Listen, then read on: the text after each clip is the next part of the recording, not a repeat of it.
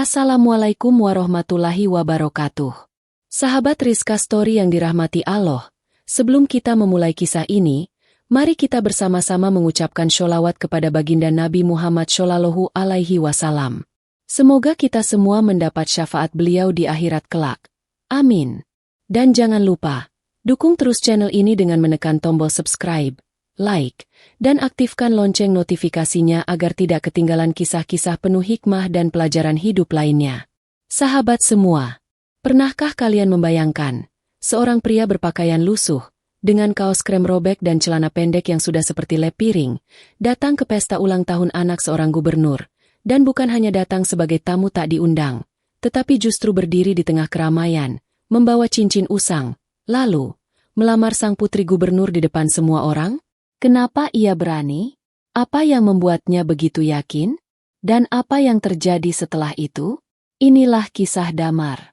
Seorang lelaki jalanan yang tak punya apa-apa, tapi membawa satu hal yang tak dimiliki para pejabat dan pengusaha kaya raya, ketulusan yang tak ternilai.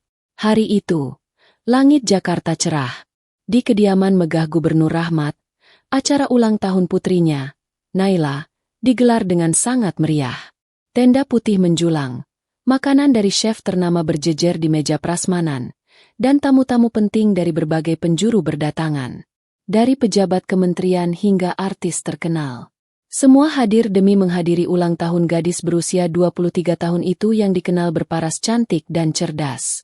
Di tengah kemewahan pesta itu, tiba-tiba keramaian terhenti oleh satu pemandangan aneh.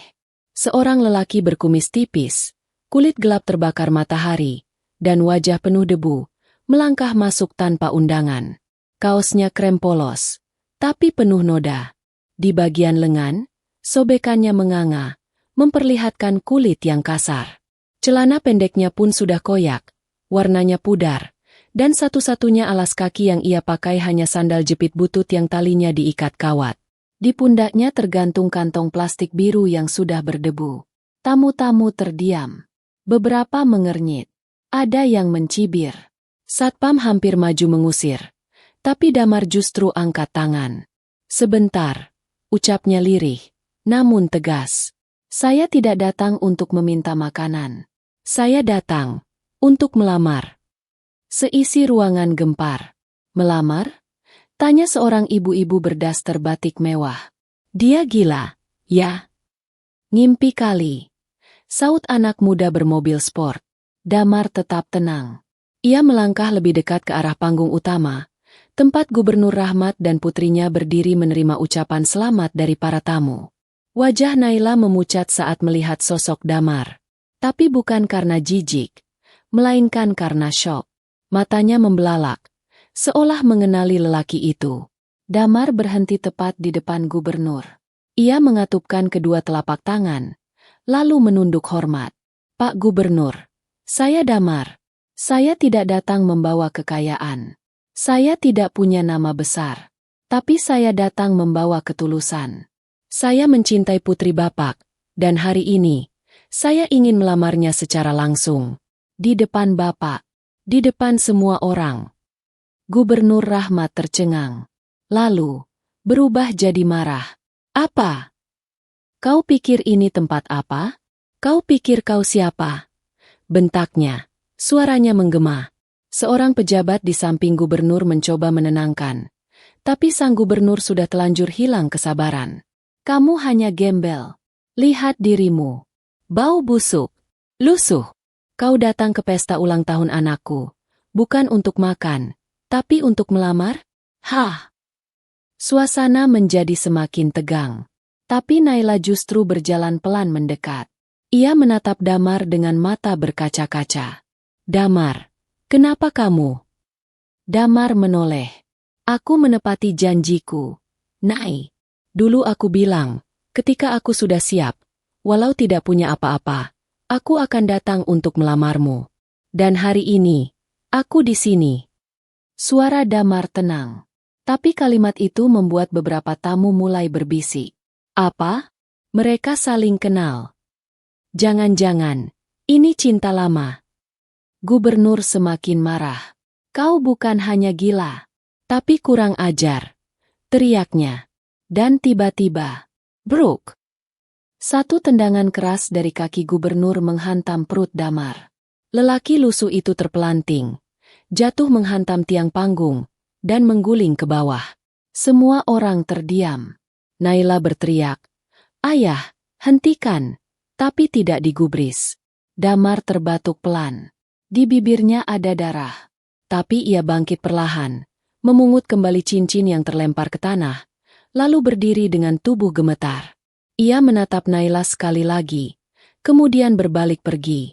Tamu-tamu menertawakannya. Tapi di antara kerumunan, seorang wanita tua berpakaian sederhana terlihat menangis diam-diam. Tak seorang pun mengenalnya. Tapi nanti semuanya akan tahu siapa dia. Beberapa hari kemudian, media sosial geger. Sebuah video tersebar luas. Seorang pria lusuh ditendang oleh gubernur saat melamar putrinya di pesta ulang tahun mewah. Video itu viral. Komentar netizen membludak. Mayoritas mengecam tindakan gubernur. Bahkan ada yang berkata, ternyata manusia dinilai dari bajunya, bukan hatinya. Namun berita yang lebih mengguncang terjadi seminggu kemudian. Rumah dinas gubernur didatangi sebuah mobil hitam mewah berpelat diplomatik. 3 orang pria bersetelan jas keluar dengan koper di tangan. Mereka tidak berbicara banyak, hanya menyerahkan sebuah surat perjanjian dan satu rekaman video kepada ajudan gubernur. Lalu pergi. Gubernur membuka surat itu di ruang kerjanya, dan wajahnya langsung berubah pucat. Di dalamnya, tertulis nama lengkap Damar, lengkap dengan identitasnya sebagai pemilik tunggal Yayasan Pendidikan Internasional di Eropa, yang baru saja menyumbangkan ratusan miliar ke beberapa universitas dunia. Rekaman video menyusul, menampilkan Damar sedang diwawancarai dalam forum dunia, mengenakan setelan jas elegan, berbicara dalam 5 bahasa, dan dielu-elukan sebagai the most generous young philanthropist of Asia. Gubernur Rahmat lemas. Yang lebih mengejutkan, Naila hilang dari rumah sejak pagi itu. Ia hanya meninggalkan sepucuk surat di meja rias. Ayah, aku tidak butuh harta. Aku hanya butuh lelaki yang tahu mencintaiku. Bahkan ketika aku bukan siapa-siapa. Aku tahu siapa Damar sebenarnya. Bahkan sebelum semua orang tahu. Maaf, aku pergi bersamanya. Gubernur terduduk lemas di lantai. Tangannya gemetar. Dan air matanya jatuh. Satu persatu. Tapi penyesalan tak pernah lebih cepat dari tindakan. Langit Jakarta pagi itu mendung. Udara terasa berat. Seperti menyimpan beban rahasia yang belum terungkap. Di balik kabar viral tentang insiden gembel yang ditendang gubernur, beredar pula berita mengejutkan. Putri gubernur hilang. Tak ada jejak. Tak ada sinyal. Naila seakan lenyap di telan bumi.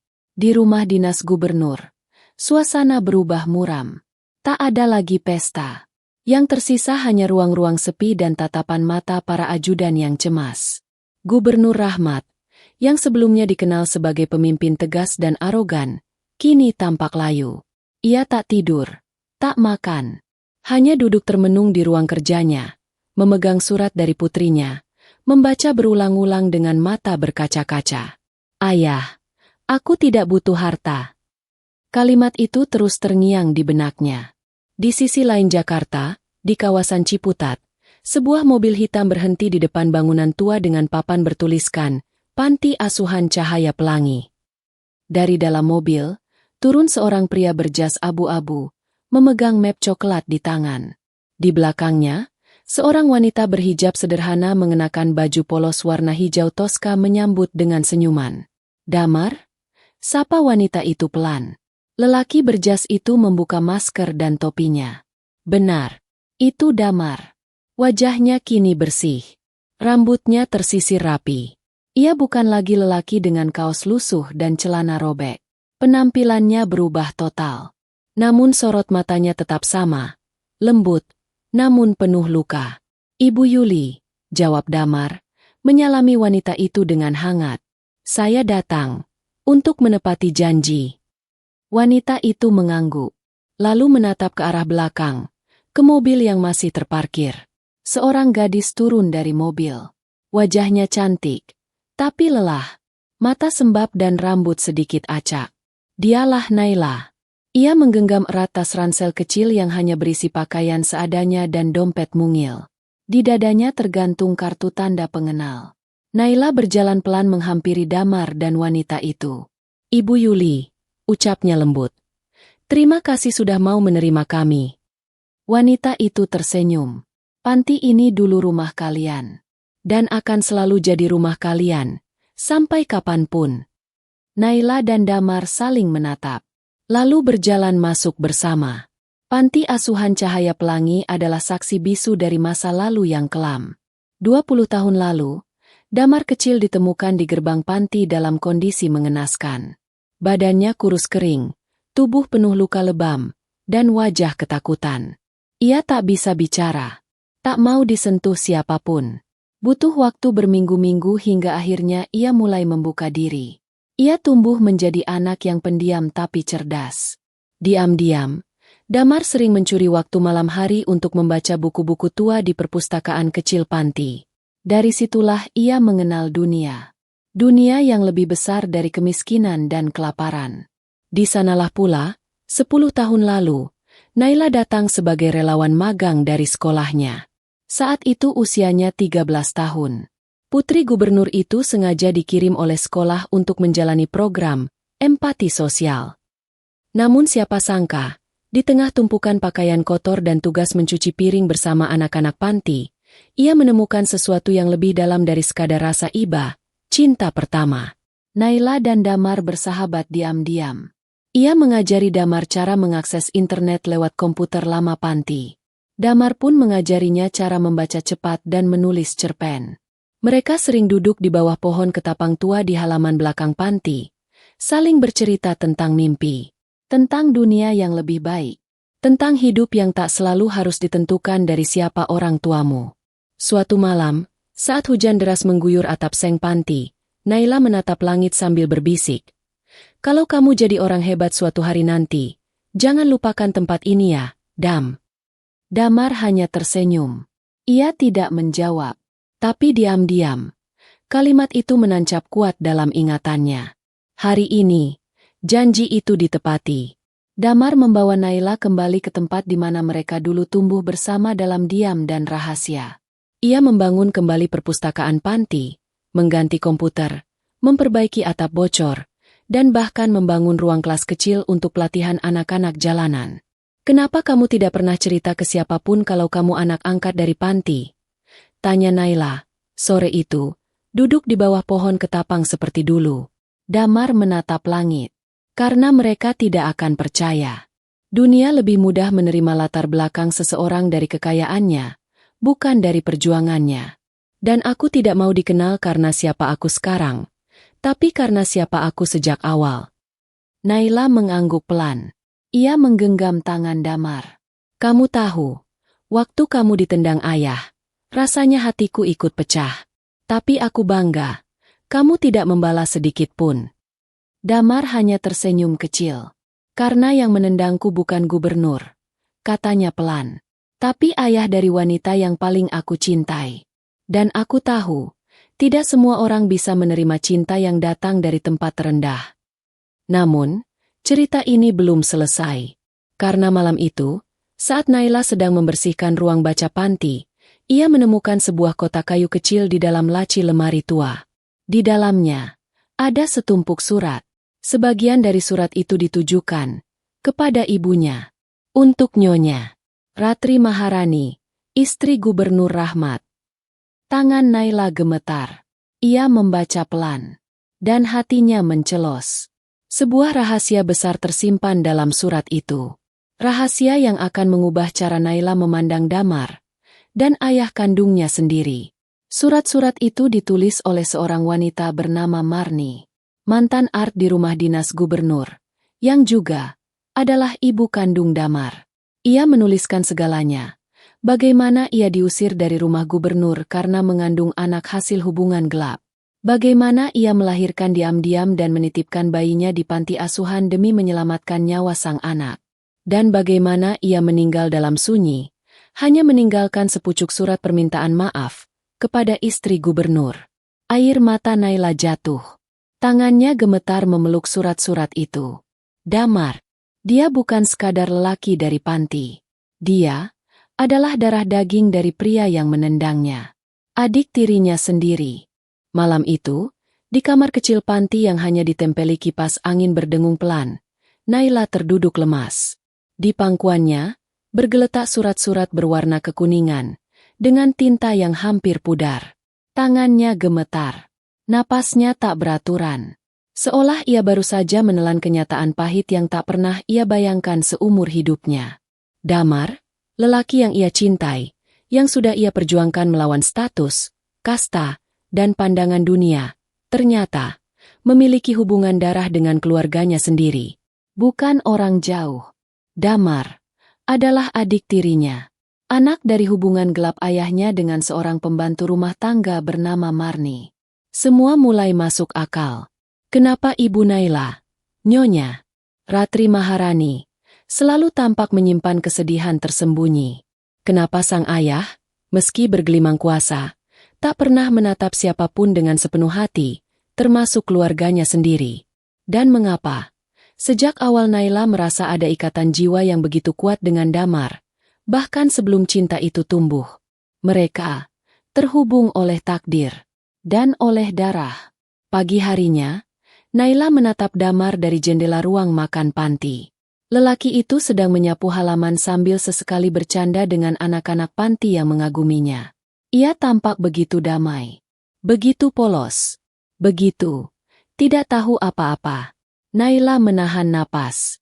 Ia tak tahu harus berkata apa, bagaimana harus menyampaikan, dan apa yang akan terjadi jika Damar tahu kebenarannya? Namun saat langkah Damar mendekat dan senyumnya menyambut penuh ketulusan seperti biasa, Naila hanya bisa mengalihkan pandangan. Pagi, sapa Damar pelan. Kamu tidur nyenyak? Naila mengangguk pelan. Cukup. Kamu kayaknya kepikiran sesuatu. Naila menggeleng cepat, lalu buru-buru berdiri. Aku mau bantu Bu Yuli ke dapur. Damar mengernyit. Tapi ia tidak bertanya lebih jauh. Hari-hari berikutnya berjalan dalam kebisuan. Naila tak sanggup menatap mata Damar terlalu lama. Ia mulai menjaga jarak, lebih banyak mengurung diri di kamar atau pura-pura sibuk di dapur. Damar yang peka, mulai merasa ada yang berubah.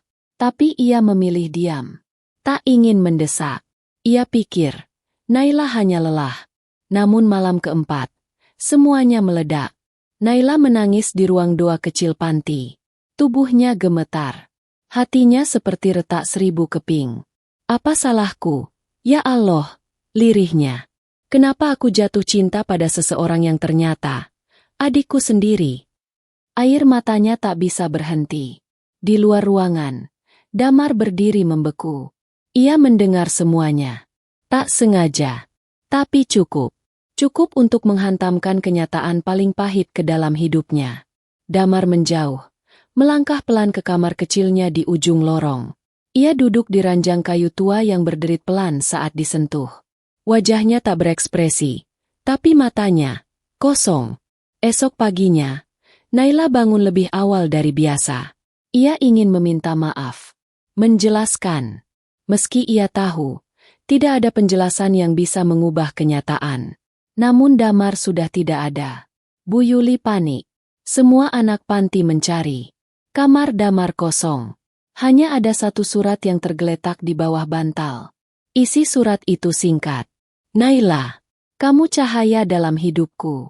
Tapi cahaya itu tak boleh menyinari kegelapan yang berasal dari darah yang sama. Kita tidak salah mencintai. Tapi akan salah jika meneruskannya. Karena dunia tidak akan pernah mengizinkan. Aku akan pergi. Jangan mencariku. Jangan menyesali apapun. Karena di dunia ini, tidak semua cinta harus dimiliki. Damar. Naila menangis sejadi-jadinya. Tangis yang tidak lagi bisa dibendung oleh dinding panti yang rapuh. Ia meronta. Ia menjerit. Ia memeluk surat itu seperti memeluk separuh jiwanya yang direnggut paksa oleh takdir. Semua pengurus panti mencoba menenangkannya. Tapi bagaimana bisa? Bagaimana mungkin seseorang bisa tenang setelah tahu bahwa lelaki yang ia pilih untuk hidup bersamanya justru lahir dari dosa yang disembunyikan keluarganya sendiri? Sementara itu, Damar pergi jauh. Ia menumpang truk barang menuju luar kota. Tidak membawa koper. Tidak membawa uang. Hanya selembar foto masa kecil yang sudah pudar. Dan secari kain dari ibunya, Marni, yang dulu diselipkan dalam baju saat ia dibuang ke panti. Ia menyusuri jalanan sepi. Berhenti di terminal tua. Duduk memandangi keramaian tanpa arah. Ia kembali menjadi dirinya yang dulu. Lelaki yang tak punya apa-apa. Tapi kini, ia juga kehilangan satu-satunya hal yang ia miliki. Naila. Di Jakarta, rumah dinas gubernur kini jadi sorotan media. Bukan karena kemewahan, tapi karena kebenaran yang terungkap. Wartawan menggali kisah lama antara Gubernur Rahmat dan wanita bernama Marni. Berita demi berita mencuat. Skandal masa lalu yang selama ini ditutup rapat, kini terbongkar. Nama baik sang gubernur tercoreng. Ia kehilangan jabatan. Dicopot. Dan di tengah semua itu, Nyonya Ratri, sang istri, hanya bisa duduk terpaku memandangi foto pernikahannya yang kini seperti ironi pahit. Jadi, Damar itu anakmu, Rahmat? Tanyanya lirih. Sang suami menunduk. Maafkan aku. Tapi kata, maaf, tak lagi berarti saat luka sudah tertanam dalam begitu dalam. Beberapa minggu berlalu. Panti asuhan kembali sepi. Namun tiap malam, Naila masih duduk di bawah pohon ketapang tua. Ia menunggu. Ia berharap. Tapi yang datang hanya angin dan bayang-bayang masa lalu. Ia tahu, Damar tidak akan kembali. Tapi hatinya, tak pernah benar-benar bisa pergi. Cerita ini belum usai.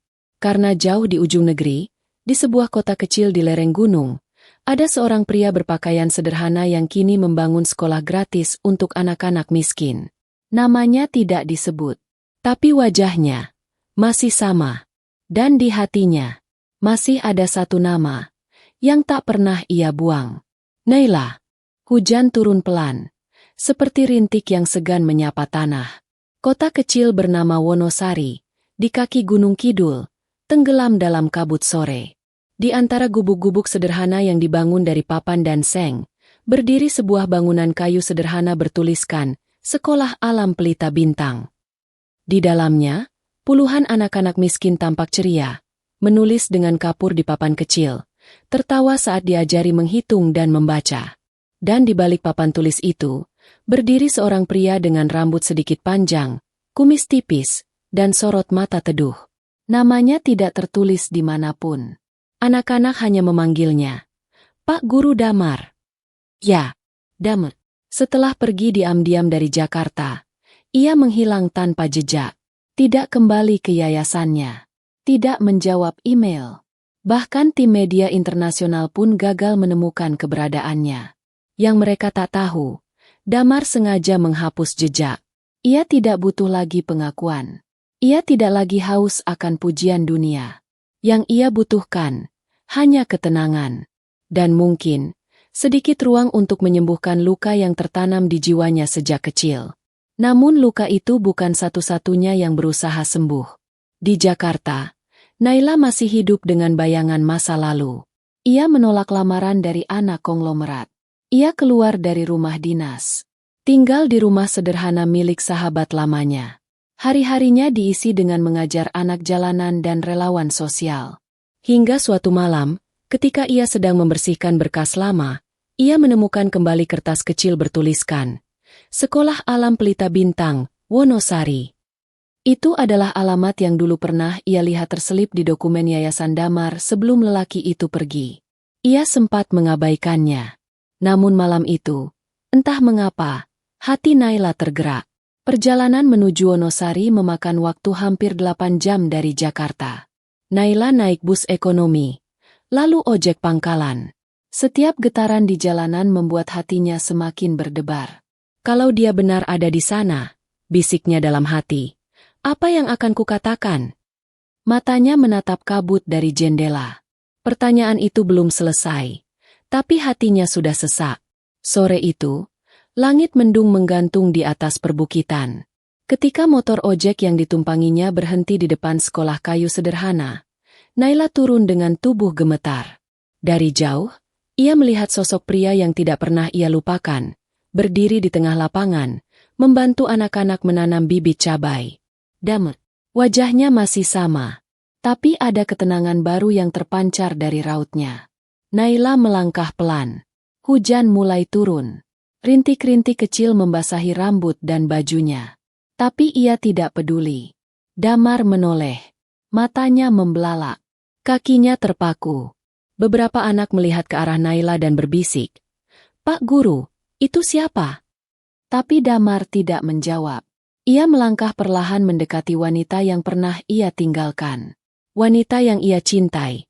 Dan yang tak pernah ia lupakan. Saat jarak mereka hanya tinggal 1 meter, Naila bicara pelan. "Kamu pergi." Dan tidak memberitahu siapapun. Damar mengangguk. "Karena aku harus pergi." "Kamu pikir dengan pergi semuanya selesai?" Damar terdiam.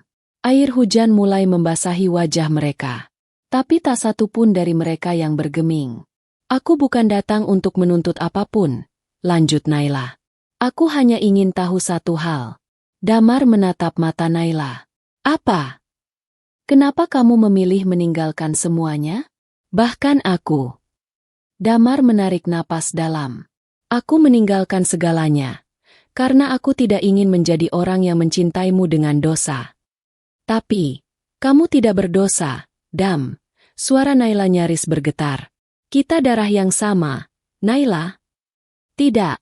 Naila menggeleng. "Kita bukan. Kita terhubung lewat kesalahan ayahku. Tapi kamu tidak memilih dilahirkan.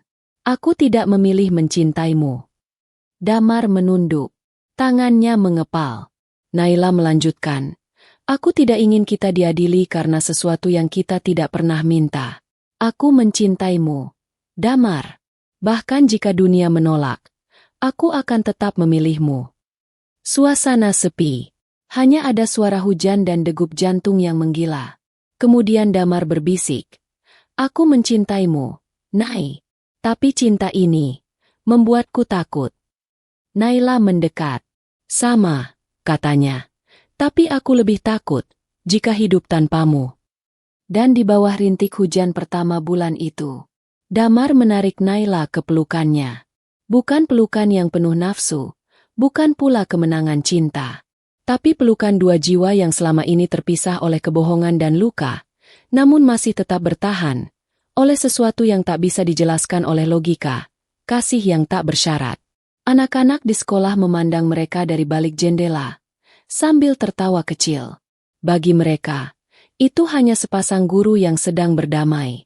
Tapi bagi langit yang menyaksikan dari atas, itu adalah dua manusia yang akhirnya saling menemukan kembali, meski di bawah hujan yang menyakitkan. Hujan telah reda. Tanah basah menyerap setiap sisa air yang jatuh dari langit, meninggalkan aroma khas yang memeluk udara senja. Di tengah lapangan kecil sekolah alam Pelita Bintang, dua pasang kaki berdiri berdampingan dalam diam. Damar dan Naila masih terdiam, memandangi hamparan tanah merah yang baru saja mereka lewati bersama, basah, tapi hangat. Seperti hati mereka yang perlahan mencair setelah musim beku yang panjang. Malam itu, Damar duduk di serambi depan sekolah, ditemani kopi hitam yang diseduh seadanya, sementara Naila merebahkan kepala di pangkuannya. Lampu bohlam kuning menggantung di atas, memancarkan cahaya redup. "Aku tak menyangka, kamu masih mencariku," ujar Damar pelan, memandangi wajah Naila yang tenang. "Aku tak pernah berhenti," balas Naila. "Karena aku tahu, kamu bukan melarikan diri. Kamu sedang menyembuhkan diri." Damar menarik napas panjang. "Kamu tahu, Nai, aku sering bertanya pada diri sendiri, jika aku bukan anak dari pembantu itu, jika aku bukan bagian dari dosa yang dirahasiakan oleh ayahmu, mungkin kita tak harus berjalan sejauh ini hanya untuk saling menemukan. Tapi justru karena itu," Naila menatap mata Damar, "kita jadi tahu arti kehilangan, arti perjuangan, dan arti cinta." Damar terdiam. Malam itu, mereka bicara tentang banyak hal. Tentang masa kecil. Tentang cita-cita yang dulu hampir hilang ditelan pahitnya kenyataan. Tentang impian sederhana. Membangun sekolah yang tidak hanya mengajarkan membaca dan berhitung, tapi juga mengajarkan memaafkan. Kita tetap manusia, kata Damar. Kita pernah marah, kecewa, benci. Tapi akhirnya kembali pada hal paling dasar, kasih. Naila hanya mengangguk. Air matanya menetes diam-diam. Malam itu, sebelum tidur, Damar menulis sesuatu di buku catatannya. Besok, aku akan ajak Naila ke tempat yang belum pernah ia lihat. Tempat di mana ibuku dimakamkan. Tempat terakhir aku merasa menjadi anak kecil yang benar-benar rapuh. Pagi harinya, langit tampak lebih cerah. Naila bangun lebih dulu, menyeduh teh, menyiapkan sarapan sederhana. Tapi saat ia membuka pintu kamar Damar, tak ada siapa-siapa. Ranjang rapi. Tak ada suara. Pak guru belum datang. Tanya salah satu murid kecil. Naila mulai cemas. Ia mencari ke belakang sekolah, ke kebun kecil tempat Damar biasa menyiram tanaman. Kosong. Ia menunggu hingga siang. Masih tidak ada kabar. Ponsel Damar tidak aktif. Tidak ada jejak. Tidak ada catatan. Bahkan tak ada keterangan kemana ia pergi. Sampai sore tiba, salah seorang warga desa datang membawa kabar mengejutkan. Bu, ini ada dompet jatuh di jalan tikungan ke arah hutan kecil. Kami temukan pagi tadi. Di dalamnya ada KTP atas nama Damar. Naila gemetar. Ia mengambil dompet itu, memeriksa isinya. Semua identitas lengkap. Tapi yang membuatnya terdiam adalah foto kecil yang diselipkan di balik plastik dompet. Foto Naila, tertawa di bawah pohon ketapang panti. Di mana persisnya ditemukan? Tanyanya cepat. Dekat tebing kecil, arah barat hutan. Kami juga temukan sandal satu, jatuh di rerumputan. Jantung Naila berdegup kencang. Tanpa pikir panjang, ia berlari ke arah yang dimaksud. Langkah kakinya berpacu dengan angin. Detik demi detik terasa seperti siksaan. Sesampainya di sana, tubuhnya gemetar melihat pemandangan di hadapannya. Di tepi jurang, hanya tinggal jejak kaki yang terhenti. Tak ada tubuh, tak ada suara. Hanya selembar kain kecil, basah terkena embun pagi. Kain itu, kain milik Ibu Damar, yang selalu dibawanya kemanapun ia pergi. Pencarian dilakukan selama 2 hari. Polisi, warga, relawan, semua ikut turun. Tapi tubuh Damar tidak ditemukan. Sungai di bawah jurang terlalu dalam, terlalu deras. Beberapa warga berkata mereka pernah melihat seseorang berjalan ke arah sana, sendiri, diam, seperti memikul beban yang tak terlihat. Namun yang membuat Naila yakin adalah secarik surat yang ditemukan di ruang kerja sekolah, diselipkan di bawah buku catatan terakhir Damar. Isinya hanya satu kalimat. Maaf, Nai, aku terlalu takut untuk membunuh rasa yang tidak diizinkan dunia. Hari-hari berikutnya berjalan lambat bagi Naila. Sekolah tetap berjalan, karena ia memilih untuk meneruskan jejak Damar. Ia mengganti namanya di papan sekolah. Dari Pelita Bintang menjadi Rumah Damar. Setiap hari, ia membaca cerita dari anak-anak, mengajari mereka melukis, menulis, menanam. Dan tiap malam, ia duduk di serambi depan, memandang bintang, berharap salah satu di antaranya adalah Damar, yang melihatnya dari jauh.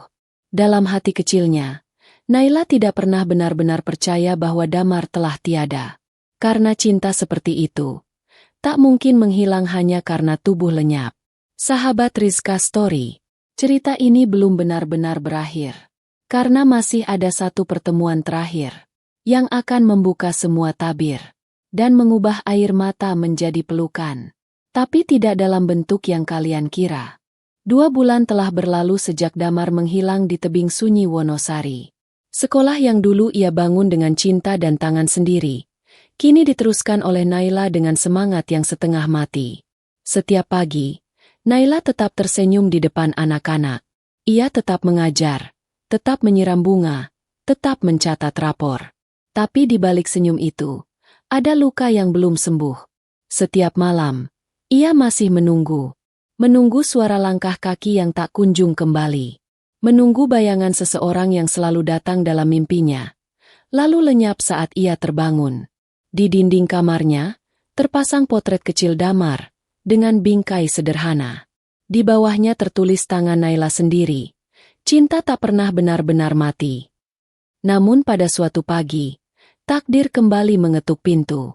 Pak Roni, tukang pos satu-satunya di desa itu, datang membawa sebuah amplop tebal. Kertasnya krem muda, dengan perangko dari luar negeri. Tepatnya, Prancis. Bu Naila, ujar Pak Roni, ini surat buat ibu. Datang dari luar negeri. Sudah 2 minggu baru sampai ke kantor kami. Naila mengerutkan kening. Ia tidak punya kenalan di Prancis. Tapi begitu melihat nama pengirim di pojok kiri atas, tubuhnya gemetar. Damar Lesmana. Tangannya bergetar saat membuka amplop itu. Di dalamnya, ada 2 lembar surat, 1 flash disk, dan selembar hasil tes medis dari Rumah Sakit Internasional. Naila membuka surat pertama. Tulisannya tangan Damar. Rapi, namun terlihat tergesa. Assalamualaikum, Nai. Jika surat ini sampai padamu, artinya aku sudah jauh. Tapi aku tidak mati, Nai. Aku hidup. Aku hanya menyelamatkan kita dari kehancuran. Maaf karena membuatmu berpikir aku lenyap di jurang itu. Padahal malam itu, aku naik truk kayu ke arah Yogyakarta. Aku tidak kuat, Nai. Aku takut terus bersamamu tapi selalu dihantui bahwa kita saudara. Bahwa cinta kita akan dihujat. Bahwa anak-anak kita kelak akan dianggap lahir dari dosa. Tapi ada sesuatu yang lebih membuatku takut, yaitu kehilanganmu. Maka aku pergi, bukan untuk lari, tapi untuk memutuskan. Tentang siapa aku. Tentang siapa kita. Sesampainya di Yogya, aku mendapatkan email dari Kedutaan Besar Perancis. Mereka mengabarkan bahwa proposal pendidikan yang pernah aku ajukan diterima. Mereka menawarkan program khusus. Sekolah gratis untuk anak-anak Indonesia di Paris. Aku diberi tanggung jawab membangun cabang yayasan di sana. Aku pergi, Nai. Tapi hatiku tertinggal bersamamu. Aku tidak bisa memaksamu menunggu. Tapi, kalau Allah masih memberiku umur, dan kalau kamu masih menyimpan cinta itu di hati, aku akan kembali. Kapanpun kamu siap menerima lelaki yang penuh luka ini. Tunggulah aku di tempat pertama kali kita bertemu. Di bawah pohon ketapang, di halaman panti. Dan satu lagi, lihat surat medis itu. Tangan Naila bergetar saat mengambil dokumen medis yang terlipat rapi. Ia membaca pelan, dan hatinya seperti dibelah 2. Hasil tes DNA. Nama subjek, Damar Lesmana. Hasil, tidak ada hubungan biologis antara Damar Lesmana dengan Rahmat Siregar. Mata Naila membelalak. Ia membaca kembali, mengulang, memastikan dirinya tidak salah. Artinya, Damar bukan anak ayahnya, bukan adiknya, bukan darah yang sama. Semua yang ia takuti tidak pernah nyata. Naila terduduk lemas. Air matanya mengalir tanpa bisa dicegah. Semua penderitaan, semua rasa bersalah, semua penyangkalan, ternyata sia-sia. Cinta mereka tidak salah. Yang salah adalah rahasia yang dipelihara dengan kebohongan. Yang salah adalah sistem dunia yang selalu menghakimi tanpa tahu apa yang sebenarnya terjadi. Hari itu juga, Naila menyalakan laptop kecilnya, memasukkan flash disk dari Damar. Isinya, 1 video berdurasi 4 menit. Wajah Damar muncul di layar. Ia duduk di taman kota Paris, mengenakan jaket tebal. Suara khasnya terdengar serak namun hangat. Naila, kalau kamu menonton ini, artinya kamu sudah tahu semuanya. Aku tidak pernah punya siapa-siapa, Nai. Bahkan ibuku, Marni, pun tidak pernah memberitahuku siapa ayahku. Dan surat-surat yang kutemukan waktu itu, ternyata bukan untukmu, tapi untuk wanita lain, yang juga bernama Ratri. Bukan ibumu. Damar tertawa kecil, seperti mengejek kepahitan hidupnya sendiri. Aku pergi bukan karena tak mencintaimu, tapi karena terlalu mencintaimu. Dan cinta itu membuatku takut. Tapi sekarang, aku ingin kembali. Bukan sebagai lelaki yang penuh luka, tapi sebagai seseorang yang ingin menebus waktu yang hilang. Ia menatap kamera dengan mata berkaca-kaca. Kalau kamu masih mencintaiku, tunggu aku di panti. Di bawah pohon ketapang. 20 Desember. Jam 5 sore. Kalau kamu datang, aku akan tahu, cinta kita belum mati. Video berhenti. Hari itu adalah tanggal 17 Desember. 3 hari menuju penantian yang akan menentukan segalanya. Namun sebelum tanggal itu tiba, terjadi sesuatu yang jauh lebih mengejutkan. Tanggal 19 Desember. Panti Asuhan Cahaya Pelangi kembali menerima tamu baru. Seorang bayi mungil laki-laki ditemukan di depan gerbang, dibungkus selimut biru. Bersama bayi itu, terselip secari kertas. Tuliskan namanya, Damayan. Ayahnya akan datang esok. Semua pengurus panti panik. Naila, yang dipanggil terburu-buru ke gerbang, tertegun saat membaca catatan itu. Damayan. Bayi itu memiliki tanda lahir kecil di pergelangan tangan, sama persis seperti yang dulu diceritakan Damar tentang tanda ibunya. Tangisan bayi itu membuat Naila menitikkan air mata. Apakah ini mimpi? Atau Allah benar-benar sedang mempertemukan cinta yang sudah terkoyak? Besok adalah tanggal 20 Desember. Akankah Damar datang? Dan siapakah ibu dari bayi itu? Apakah ini hanya ujian lain? Atau awal dari takdir yang sesungguhnya? 20 Desember. Pukul 4.45 sore. Langit Jakarta dipenuhi awan jingga yang berpendar indah. Senja menggantung di ujung atap bangunan Panti Asuhan Cahaya Pelangi, menandai datangnya waktu yang telah dijanjikan. Di halaman belakang, pohon ketapang tua berdiri kokoh seperti saksi bisu atas ratusan kisah yang pernah tumbuh di bawah naungannya. Naila berdiri di sana. Gaun putih sederhana membalut tubuhnya. Rambutnya dikepang ke samping, wajahnya tidak dipoles, hanya ada sepasang mata yang penuh harap, sekaligus penuh ketakutan. Di tangannya, ia menggendong bayi kecil, Damayan, yang tertidur pulas. Bayi itu begitu tenang, seolah tahu bahwa senja ini bukan sembarang senja. Di sekeliling pohon, anak-anak panti duduk diam. Tak satu pun bersuara. Bahkan angin sore pun seolah menahan napas. Jarum jam menunjuk tepat pukul 5 sore. Tidak ada suara mobil. Tidak ada langkah kaki. Naila menoleh ke kiri. Kosong. Ke kanan. Juga tidak ada. Lalu perlahan, ia menunduk, mencium kening bayi di pelukannya. Mungkin, ayahmu lupa jalan, bisiknya pelan, mencoba bercanda di tengah hatinya yang nyaris hancur. Namun belum sempat ia berdiri, terdengar suara dari kejauhan. Langkah kaki, pelan, tapi mantap. Semua anak panti berdiri. Naila memutar tubuhnya. Matanya membelalak. Dari arah gerbang belakang, seorang pria dengan jas coklat lusuh dan koper kecil di tangan, berjalan perlahan. Rambutnya sedikit acak. Wajahnya lebih kurus dari terakhir Naila lihat di video. Namun tak ada yang salah dalam langkahnya. Itu langkah orang yang pulang. Langkah orang yang telah menempuh ribuan kilometer demi sebuah janji. Langkah Damar. Naila berdiri mematung. Bayi di pelukannya mulai menggeliat, seolah ikut menyambut aroma ayahnya. Damar berhenti 3 langkah di hadapan mereka. Ia tak berkata apa-apa. Air matanya mengalir pelan. Lalu ia berkata dengan suara paling lirih yang pernah keluar dari mulutnya. Aku pulang. Naila tak mampu menahan lagi. Ia berlari memeluk Damar, sambil masih menggendong bayi kecil yang kini menangis pelan. Di pelukan itu, semua penantian meleleh. Semua luka seolah dihapuskan oleh air mata. Semua dosa masa lalu seolah dibasuh oleh dekapan tulus. Aku pikir kamu tidak akan datang, isak Naila. Aku pikir kamu tidak akan menungguku, bisik Damar. Mereka tertawa dalam tangis. Damayan menggeliat di antara dada mereka, menangis seolah ingin ikut bicara. Beberapa menit kemudian, mereka duduk di bawah pohon ketapang, seperti dulu. Damar membuka koper kecilnya, lalu mengeluarkan sebuah cincin mungil dari kantong kain.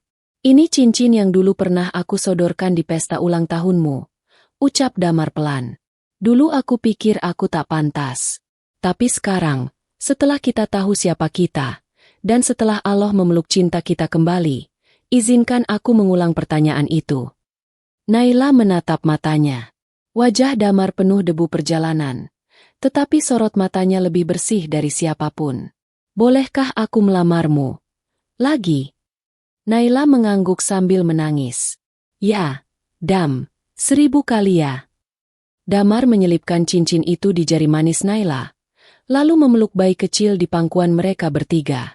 Beberapa bulan kemudian, pernikahan mereka digelar di halaman panti. Sederhana, hanya ada anak-anak panti, pengurus, dan beberapa sahabat dekat. Tidak ada wartawan, tidak ada gemerlap. Tapi cinta itu terasa lebih mewah dari pesta manapun. Gubernur Rahmat tidak hadir, tapi ia mengirim sepucuk surat. Isinya pendek. Aku tidak pantas datang sebagai ayah, tapi aku berdoa dari jauh, agar kalian menjadi orang tua yang lebih baik dariku. Maafkan aku. Damar hanya mengangguk saat membacanya. Dan Naila membalas surat itu dengan satu kalimat. Kami tidak akan jadi orang tua yang sempurna. Tapi kami akan mencintai anak kami tanpa pernah menyembunyikan siapa dirinya. 3 tahun kemudian, di bawah pohon ketapang, tampak seorang anak kecil berlari sambil tertawa. Di belakangnya, 2 orang dewasa berlarian menyusul sambil membawa kamera kayu buatan tangan. Damar, Naila, dan Damayan. Keluarga kecil yang tidak lahir dari kesempurnaan, tapi dari luka, dari keteguhan, dan dari cinta yang tidak pernah menyerah. Tamat.